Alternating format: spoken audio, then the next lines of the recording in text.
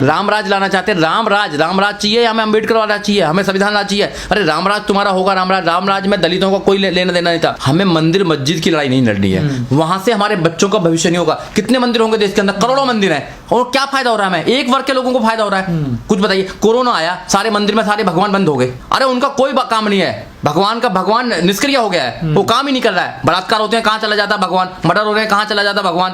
हाँ, एक महिला मरने के बाद भी उसकी चिता को नहीं जलाना चाहते, कहां है भगवान? उनको तो नहीं देता कोई सजा। मंदिर में बैठ कर बलात्कार हो रहे हैं, कहां है भगवान? राम राज में दलितों के लिए एजुकेशन नहीं थी, दलितों के लिए एजुकेशन नहीं थी राम राज के अंदर। तो हमें राम राज नहीं चाहिए, हमें मंदिर नहीं चाहिए, हमें संविधान का राज चाहिए, हमें अम्बेडकर का राज चाहिए, अम्बेडकर की विचारधारा का राज चाहिए, इसमें जिसमें सब लोग सुरक्षित हैं। आप धर्म की अफीम जो पी रखी है उस नशे को उतार लीजिए, चाहे ओबीसी समाज हो, चाहे SC ST समाज हो, चाहे और समाज हो। राम पे ही तो दवाई है उनकी, कोरोना की दवाई। एक रामदेव पे दवाई, एक राम पे दवाई है। रामदेव की दवाई तो फुसफुस हो गई। राम को भी न्याय लेना पड़ा, राम भी सैकड़ों सालों से अपना मंदिर बनाने के लिए वो भी तड़फ रहे थे, वो नहीं बना पाए। सुप्रीम कोर्ट ने, संविधान ने उनको अधिकार दिया, क्योंकि तुमने सदियों से घंटा बताया, तुमने बाबा साहब के साथ धोखा किया है, तुमने बाबा साहब की बात को नहीं माना है। अगर तुम बाबा साहब की बात को मान जाते तो आज इस देश के राजा होते।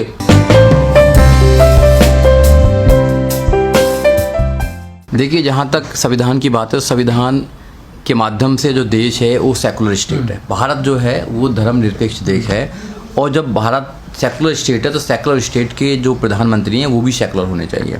किसी धर्म का प्रोपोगंडा करना, किसी धर्म को आगे बढ़ाना, ये एक प्रधानमंत्री का काम नहीं है। इससे गलत परंपरा पड़ेगी, क्योंकि जो प्रधानमंत्री हैं वो अगर हिंदू धर्म को आगे बढ़ाने का काम करेंगे, प्रोपोगंडा करेंगे, तो आने वाले समय में लोग भी अपने अपने धर्मों को आगे बढ़ाने का काम करेंगे, जो सरासर गलत है, एक सेकुलर स्टेट की परिभाषा में नहीं आता है। प्रधानमंत्री जी वहाँ पर जा रहे हैं, मंदिर बना रहे हैं, या RSS का वहाँ पर ऑफिस बन रहा है बड़ा, वो तो अलग बात है। पर प्रधानमंत्री को सोचना चाहिए कि अगर इस देश के अंदर संविधान को जिंदा रखना है, जो संविधान की बात करते हैं वो बाबा साहब की बात करते हैं, वो अधिकारों की बात करते हैं, तो उनको सोचना चाहिए कि ऐसे प्रोपोगंडा जैसे स्थान पर जहाँ पर राम मंदिर की शिलान्यास रखी जा रही है, वहाँ पर नहीं जाना चाहिए उनको। वो जाएंगे तो देश के अंदर जो डेमोक्रेसी है, जो संविधान की आत्मा है, उसको कहीं ना कहीं ठेस पहुंचेगी, और जो गलत है। तो क्या आपको नहीं लगता सर कि एक संवैधानिक पद पे होकर इंसान अगर ऐसे जा रहा तो वो कहीं ना कहीं संविधान को ताक पर रखकर ये बातें कर रहे हैं, कानून को नहीं मानते? नहीं, तो कानून को देखो, संविधान को तो मानते नहीं है इन लोगों का। इनके एक मिनिस्टर हैं अनंत कुमार हेगड़े, वो कहते हैं कि हम जो आए हैं यहाँ पर वो संविधान को बदलने के लिए आए हैं। ये संविधान की मूल जो भावना है उसको खत्म करना चाहते हैं। जो बाबा साहब का एक सपना था इस देश को समता मैत्री भाईचारा बनाना, वो उसको खत्म करने के लिए प्लानिंग कर रहे हैं। वो इस देश के अंदर मनुस्मृति लागू करना चाहते हैं, मंदिर के माध्यम से धर्म को फैलाना चाहते हैं। ये धर्म जो है, हिंदू धर्म जो है, वो धर्म नहीं है, षड्यंत्र है। बाबा साहब डॉक्टर अम्बेडकर ने पहले ही बोल दिया है, ये एक क्रिमिनल कॉन्स्पिरेसी है उन लाखों करोड़ों लोगों के खिलाफ जो लोग धर्म की अफीम खाकर उनको कुछ पता नहीं है। तो ये लोग फिर दोबारा से इस देश को गुलाम बनाए जाते हैं। बाबा साहब डॉक्टर अम्बेडकर ने अपने बच्चों की कुर्बानी देकर, अपनी पत्नी की कुर्बानी देकर इस देश को एक खूबसूरत संविधान दिया, जिस संविधान में सभी लोगों के लिए, सभी लोगों का अधिकार थे। जिन महिलाओं को, जो 50% महिला देश के अंदर, उनको पढ़ने लिखने का अधिकार नहीं था, आज देश के अंदर महिला अच्छे अच्छे पदों पर हैं, तो बाबा साहब डॉक्टर अम्बेडकर के जो संविधान है उसके माध्यम से हैं। ये संविधान को खत्म करना चाहते हैं। खत्म इसलिए करना चाहते हैं कि उस संविधान के माध्यम से जो SC ST के लोग हैं, OBC के लोग हैं, वो लाखों करोड़ों की संख्या में IAS PCS doctor, engineer, professor, जज, वकील बने हैं, नेता बने हैं। और यहाँ तक कि देश के सबसे बड़े सूबे उत्तर प्रदेश की 4 बार बहन कुमारी मायावती मुख्यमंत्री बनी है। मुख्यमंत्री बनने के बाद में इस देश के चीफ जस्टिस ऑफ इंडिया भी बने हैं, राष्ट्रपति भी बने हैं। ये चाहते हैं कि नहीं, ये तो एक दिन प्रधानमंत्री बनेंगे, प्रधानमंत्री बनेंगे तो ये बाबा साहब के संविधान को पूर्ण रूप से लागू करेंगे, जो हमारा सपना भी है। ये नहीं चाहते। और ये जब से 2014 से 2020 6 साल के अंदर इन्होंने जो संविधान का एक ढांचा है उसको कमजोर करने का काम किया है। लगातार संविधान को कमजोर कर रहे हैं। ये संविधान की तो बात मानते ही नहीं है। ये इन्होंने सबको इन्फ्लुएंस कर लिया, चाहे जितनी भी ED है, आपका CBI है, सुप्रीम कोर्ट है, सब पे इन्फ्लुएंस है इन लोगों का। अपने इन्फ्लुएंस के माध्यम से ये सरकार के फेवर में जजमेंट कराते हैं, लोगों को डराते हैं, लोगों पे ED के छापे लगवाते हैं, और लोगों को खरीदने का काम भी करते हैं सरकार अपनी बनाने। इट मीन्स कि कुछ भी हो जाए, सरकार बनानी है, सरकार बना के पूरे देश के धन को लूट लो, इनको फिर दोबारा गरीब बना दो, गुलाम बना लो, और जातिवाद का जहर पूरे देश में घोल दो, संविधान को खत्म कर दो, मनुस्मृति ला दो। मनुस्मृति में ब्राह्मण सबसे ऊपर है।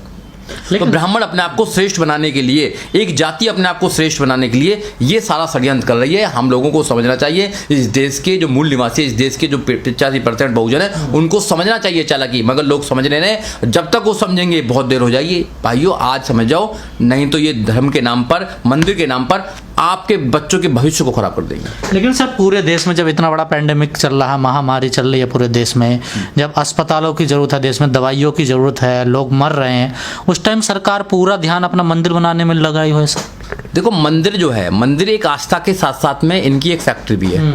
इनकी एक ऐसी कंपनी है जहां पर एक ही पार्टी को, एक ही वर्ग के लोगों को सपोर्ट मिलेगा, वहाँ लाखों करोड़ों लोगों को धंधा मिलेगा। और दूसरा वो धंधा करके और जो पैसा गरीब लोगों से आता है चंदे के मामले से, या वो जो चढ़ावा आता है, उसके रिटर्न में जाएगा बीजेपी को पैसा। तो वहाँ पर आरएसएस का एक गठ भी बन रहा है। आरएसएस का एक हेडक्वार्टर होगा नागपुर में, एक हो जाएगा उत्तर प्रदेश के अंदर, क्योंकि उनको पता है उत्तर प्रदेश से ही देश के प्रधानमंत्री का राह निकलती है। तो उन लोगों की चाल है। और 500 ऑफिस बनाए उन्होंने, 500 ऑफिस अपने बना दिए हैं बीजेपी ने 2014 से लेकर 2020 तक के 6 साल में 500 ऑफिस बना दिए हैं। अस्पताल क्यों बनाएंगे? वो क्यों बनाएंगे? गरीब लोगों के लिए क्यों फैसिलिटी देंगे? गरीब लोगों के क्यों वो विद्यालय बनाएंगे? क्यों वो यूनिवर्सिटी बनाएंगे? ये तो मनुस्मृति वाले, उनके वंशजों की सरकार है। ये तो रामराज लाना चाहते हैं। रामराज चाहिए, हमें अम्बेडकर वाला चाहिए, हमें संविधान राज चाहिए। अरे रामराज तुम्हारा होगा, रामराज में दलितों का कोई लेना देना नहीं था। यहाँ के मूल निवासियों को वहां पर घृणा होती थी रामराज के अंदर। हमें रामराज नहीं चाहिए ना, हमें ना वो चाहिए रावण राज, हमें अम्बेडकर राज चाहिए, हमें संविधान राज चाहिए। हमें संविधान राज में ही हम लोग यहाँ पर सुरक्षित हैं। जब भी मेरे जैसे लोग भी वकील बन सकते हैं और लाखों करोड़ों जो गरीब लोग हैं आज वो बन सकते हैं। रामराज में चले जाइए, रामराज में तो बनेगा, तुम्हें पढ़ने का अधिकार नहीं था, तुम्हें कोई भी धन दौलत रखने का अधिकार नहीं था, अच्छे कपड़े पहनने का अधिकार नहीं था। आप पढ़ें तो सही पहले मनुस्मृति को। आप कौन से रामराज की बात करते हैं? और जो लगे हुए हैं सारे लोग ओबीसी समाज के और SC ST समाज के लगे हुए हैं, तुम्हारा रामराज निकल जाएगा थोड़ी देर के अंदर है। तुम्हारे बच्चों को जो शिक्षा नहीं मिलेगी तो रामराज पे क्या करो? चाटोगे रामराज को? अरे संविधान से मिला है तुम लोगों को। आज अच्छे कपड़े तुम पहन रहे हो, आज आप तुम अच्छी पोस्टों पर जा रहे हो, किससे जा रहे हो? संविधान के माध्यम से जा रहे हो। संविधान तुम्हें सारे अधिकार दिलाता है और वहां जाकर फिर तुम रामराज को करते हो। अरे रामराज की कल्पना हमें नहीं चाहिए, हमें नहीं चाहिए। राम से कोई मतलब नहीं, हमें संविधान से मतलब है। ये देश को संविधान बनाना चाहता है, मगर उनको पता है कि संविधान हमें कमजोर करता है, संविधान मनुस्मृति को कमजोर करता है, उनके षड्यंत्र को कमजोर करता है। इसलिए वो इस देश के अंदर बड़ा मंदिर बना रहे हैं। मंदिर से वो धर्म की वो करना चाहते हैं, धर्म का प्रचार करना चाहते हैं, वो मनुस्मृति का प्रचार करना चाहते हैं और फिर दोबारा धर्म के नाम पर इस देश को गुलाम बनाना चाहते हैं। जैसे उन्होंने सैकड़ों साल तक, हजारों साल तक इस देश को गुलाम बनाए रखा और देश के लोगों को गुलाम बनाए रखा। तो सर जिस प्रकार से एक पूरा एजेंडा चलाया जा रहा है, प्रचार किया जा रहा है, क्या लगता है फिर से इस मुद्दे को पूरे को गरमाया जा रहा है देश में? बिल्कुल गरमाया जा रहा है। 2024 में कहा जा रहा है 2023 में कंप्लीट होगा मंदिर, 2024 में चुनाव भी होना है। बिल्कुल बिल्कुल, ये मंदिर के नाम पर देश में अपनी राजनीति को सुनिश्चित करना चाहते हैं। लोगों को समझना चाहिए हमें मंदिर मस्जिद की लड़ाई नहीं लड़नी है। वहां से हमारे बच्चों का भविष्य नहीं होगा। कितने मंदिर होंगे देश के अंदर? करोड़ों मंदिर हैं। और क्या फायदा हो रहा है? हमें एक वर्ग के लोगों को फायदा हो रहा है? कुछ बताइए। कोरोना आया, सारे मंदिर में सारे भगवान बंद हो गए ना, हो गए बंधन, सारे बंद कर दिए।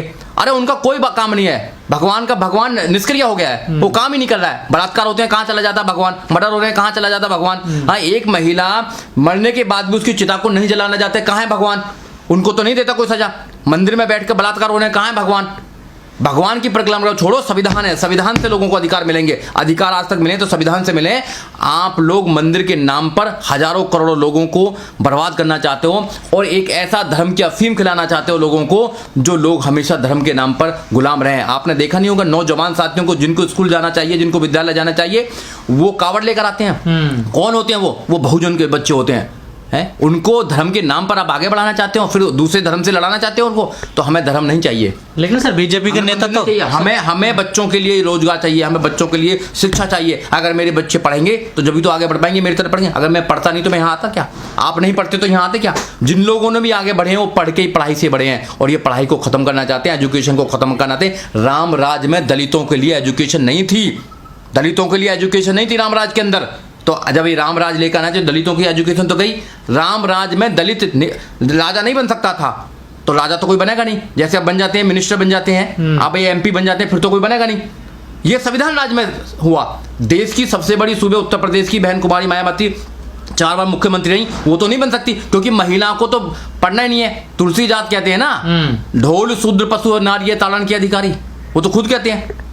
तो जब तुलसीदास कहते हैं कि ढोल शूद्र पशु और नारी ताड़न के अधिकारी, तो जब राम राज आ जाएगा तो फिर दोबारा वही चलेगा इनका। तो हमें राम राज नहीं चाहिए, हमें मंदिर नहीं चाहिए, हमें संविधान का राज चाहिए, हमें अंबेडकर का राज चाहिए, अंबेडकर की विचारधारा का राज चाहिए इसमें, जिसमें सब लोग सुरक्षित हैं, सब लोगों के अधिकार सुरक्षित हैं। अगर आप बचाना चाहते हो तो बचाइए, नहीं तो आने वाला भविष्य आपका एक षड्यंत्र के माध्यम से खत्म किया जा रहा है। आप धर्म की अफीम जो पी रखी है उस नशे को उतार लीजिए, चाहे ओबीसी समाज हो, चाहे SC/ST समाज हो, चाहे और समाज हो, आपके बच्चों का भविष्य अंधकार में जाने वाला है। लेकिन सर आपने कहा कि कोरोना काल में सारे मंदिर बंद हो गए, लेकिन बीजेपी के बड़े बड़े नेता कह रहे हैं कि राम मंदिर बन जान दे, जैसी नींव उसका शिलान्यास होगा, भूमि पूजन होगा, कोरोना अपना आप चला जाएगा। सर नहीं, राम पे ही तो है उसकी दवाई, राम पे ही तो दवाई है उनकी कोरोना की दवाई। एक रामदेव पे दवाई, एक राम पे दवाई है। रामदेव की दवाई तो फुसफुस हो गई है, रामदेव पर राम अब करेगा।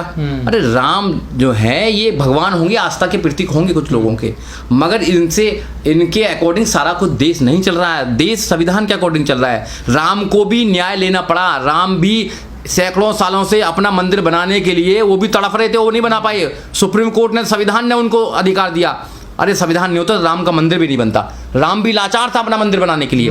अगर राम का मंदिर भी बना तो संविधान की वजह से बना, बाबा साहब डॉक्टर अम्बेडकर की वजह से। राम को भी अगर अधिकार मिला, राम को भी न्याय मिला, मैं मानता हूं कि न्याय उनको मिल गया, तो वो भी संविधान के अकॉर्डिंग मिला, मेरे बाबा साहब डॉक्टर अम्बेडकर के संविधान के अकॉर्डिंग मिला। अगर संविधान नहीं होता तो राम भी कहीं वो टाट में होते। साध्वी प्रज्ञा कह रहे 5 बार हनुमान चालीसा पढ़ो, कोरोना अपना आप खत्म हो जाएगा।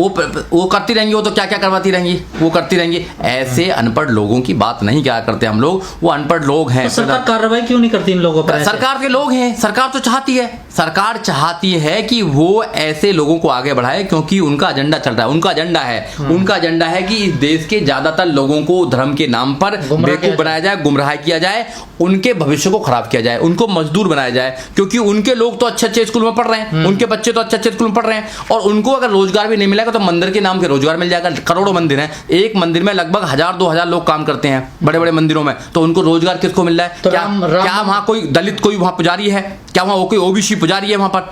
बताइए आप। तो वही लोग पुजारी हैं, वो लोग काम कर रहे हैं, उनकी तो रोटी चल रही है। तो एक बड़ी कंपनी खुल रही है, बड़ी कंपनी, बहुत बड़ी कंपनी चल रही है, लिमिटेड कंपनी है, जिसके अंदर डायरेक्टर बनाए गए हैं, सारे लोग एक ही समाज के डायरेक्टर बनाए हैं, और उनके ही वहां पर अभी पुजारी होंगे, उनकी सब दुकानें होंगी, उनके वहां होटल्स होंगे, सब कुछ उनका होगा। और बेवकूफ जो लोग हैं, जो बेवकूफ हैं, जिनके लिए बाबा साहब ने अपने कुर्बानी दी, अपने बच्चों को कुर्बानी दी, वो बेवकूफ वहां जाके पैसे चढ़ाने का काम करेंगे, दान, उस दान को वो उन्हीं के खिलाफ, उन्हीं के बच्चों के खिलाफ वो बीजेपी सरकार को देने जाएंगे। बीजेपी सरकार बनाएगी तो तुम्हारे एजुकेशन को खत्म करेगी, तुम्हारे अधिकारों को खत्म करेगी, तुम्हारी नौकरियों को खत्म करेगी, जैसे प्राइवेट करके कर रहे हैं। तुम फिर घंटा बजाते रहना, क्योंकि तुमने सदियों से घंटा बजाया, तुमने बाबा साहब के साथ धोखा किया है, तुमने बाबा साहब की बात को नहीं माना है। अगर तुम बाबा साहब की बात को मान जाते तो आज इस देश के राजा होते। तुमने नहीं माना बाबा साहब की बात को, तुमने एजुकेशन को नहीं पकड़ा।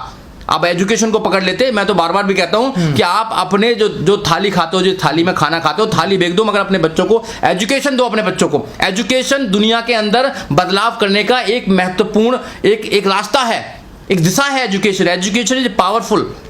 एजुकेशन से बड़ी दुनिया में कोई चीज नहीं है। अगर आप एजुकेशन हो जाएंगे और बाबा साहब को पढ़ लेंगे और विचारधारा के साथ एजुकेटेड हो जाएंगे, तो दुनिया में तुम पर कोई भी अत्याचार नहीं कर सकता। अत्याचार इसलिए हो रहा है क्योंकि तुमने बाबा साहब की विचारधारा को नहीं पढ़ा।